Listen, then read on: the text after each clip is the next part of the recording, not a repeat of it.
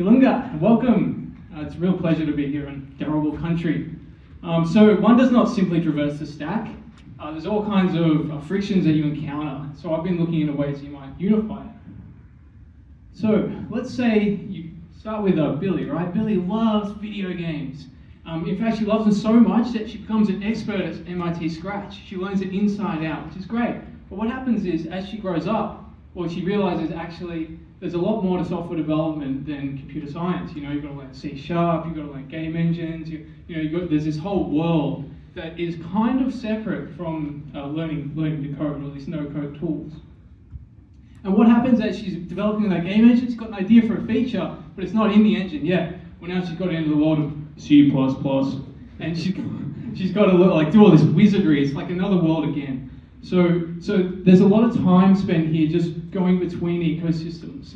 And now the game's successful, and she needs to build a website for it. Same thing happens again. So you kind of got these separations of ecosystems. And I think that this is a big problem in software development. It's something that I've been looking to approach. And okay, so I guess we get something here. We've got technological anchoring bias. Something I've learned today. So you get people kind of wanting to stay in these quadrants because there is a lot of friction from moving across them, and we see the problems as being the problems themselves rather than looking for turtles, right? We kind of want something underneath that's going to underpin the entire stack, and of course they're going to have their own domain-specific stuff, but we want something to underpin it. What do you need for that? Well, for starters, it has to be really, really fast, because we do have these game engine and embedded environments and compilers. They need to be quick. So performance is key to this kind of stack.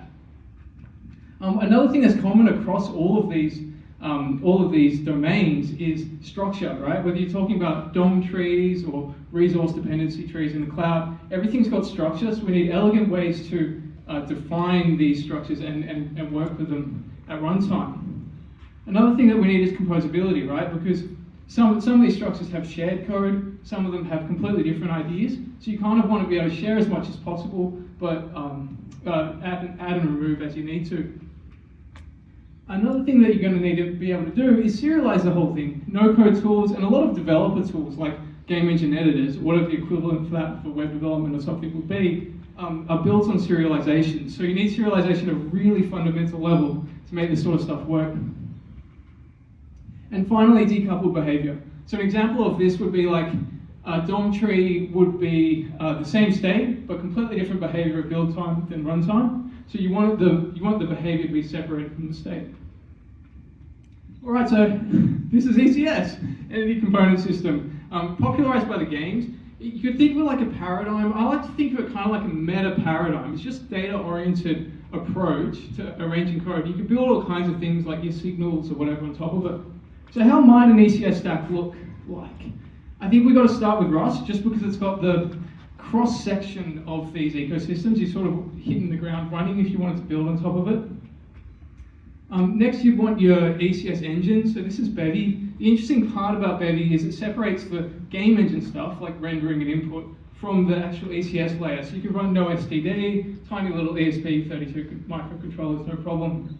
It's also like the best, friendliest community you'll ever be a part of. And this is what I'm building. So this is just the meta framework that sits on top of Bevy. Just fills in all the gaps that are out of scope for a game engine, things like DOM templating, routing, build pipelines, that sort of stuff.